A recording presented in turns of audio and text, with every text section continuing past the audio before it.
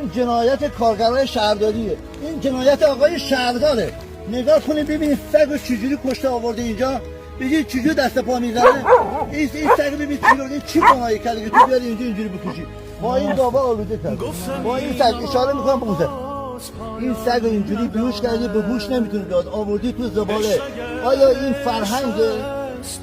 آیا این سطح سواد شما هست اجازه میده به شما این جنایت ها رو بکنید؟ شما از غزه و اسرائیل بدتری.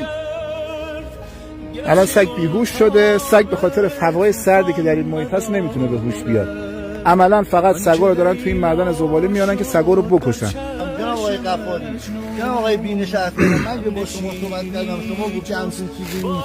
من به شما قول دادم که میرم زباله. برای اولین بار در اینجا اومدم که این جنایت کارگری شهرداری شما